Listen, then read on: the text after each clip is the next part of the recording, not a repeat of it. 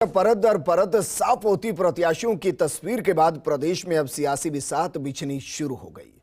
कई जगह दोनों मुख्य दलों के उम्मीदवारों की घोषणा के बाद जनसंपर्क और चुनाव प्रचार का भी आगाज हो गया। बात करें बीकानेर पश्चिम विधानसभा सीट की, तो यहां अब की बार मुकाबला रोचक होने जा रहा है।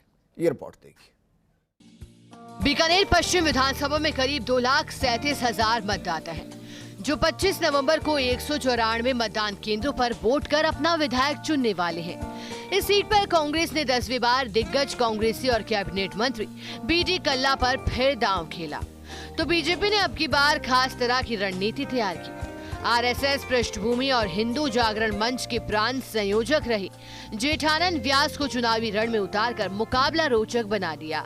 बीकानेर पश्चिम से प्रत्याशी बनाए जाने के बाद जेठानंद के समर्थक उत्साह और उल्लास से लबरेज नजर आए। समर्थकों ने घोषणा के साथ ही जनसंपर्क और प्रचार की कमान संभाली। इसी बीच बीजेपी कांग्रेस के दोनों प्रत्याशी एक मंच पर दिखे। मौका था गजनेर रोड पर नवनिर्मित विश्वकर्मा सर्किल के लोकार्पण का। अपने समर्थकों के साथ पहुंचे जेठानंद को लेकर खासा उत्साह देखने को मिला। कैबिनेट मंत्री और कांग्रेस प्रत्याशी बीडी कल्ला थोड़े चिंतित नजर आए।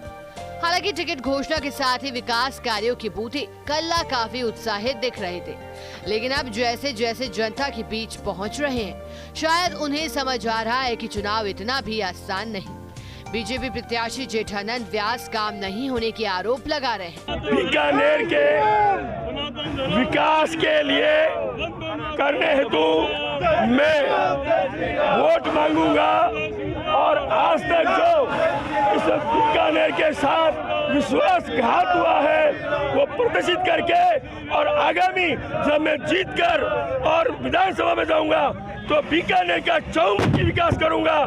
कांग्रेस प्रत्याशी बीडी कल्ला हालांकि कह चुके हैं कि मुझसे बड़ा हिंदू कौन। गीता वेद पुराण पर बीजेपी प्रत्याशी बहस कर ले। बीडी कल्ला बीकानेर पश्चिम विधानसभा क्षेत्र में शिक्षा, चिकित्सा, सड़क सहित मूलभूत जरूरतों के कराए गए कामों को लेकर आश्वस्त है। यहां से दावेदार रहे कांग्रेस नेता राजकुमार किराड़ू पर भी ज्यादा स्थिति साफ नहीं कर पाए। टिकट वितरण के बाद से नाराज किराड़ू लगातार हमलावर हैं। चुनाव में देख लेने का प्रण ले चुके हैं। हालांकि बीडी कल्ला ने फिर एक बार किराड़ू को छोटा भाई कह सवाल तो टाल दिया, लेकिन इसके परिणाम अगर विपरीत हुए तो नुकसान तय है। बीकानेर में शिक्षा का, चिकित्सा का और हर प्रकार की चीज़ों का विकास मेरे कार्यकाल में हुआ है।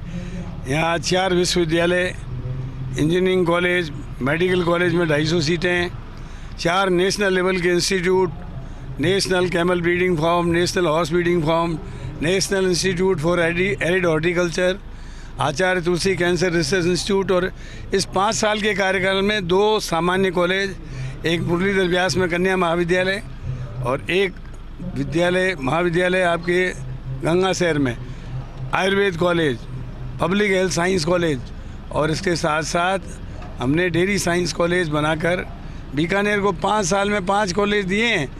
जेठानंद व्यास ने 7 सितंबर को ही बीजेपी की सदस्यता ली थी। जेठानंद व्यास हिंदू जागरण मंच की ओर से निकाली जा रही हिंदू धर्म यात्रा के प्रमुख भी रह चुके हैं। 2018 के विधानसभा चुनाव में भी बीकानेर पश्चिम सीट से जेठानंद व्यास का नाम पैनल में शामिल था, लेकिन आखिरी समय में उनकी जगह डॉक्टर गोपाल जोशी को टिकट मिल गया था। ऐसे में इस बार आरएसएस ने भी पूरी ताकत झोंक दी है। तो डॉक्टर बीडी कल्ला 6 बार विधायक रहे हैं। अब बीकानेर पश्चिम सीट पर कौन बाजी मारेगा, ये तो 3 दिसंबर को ही साफ होगा।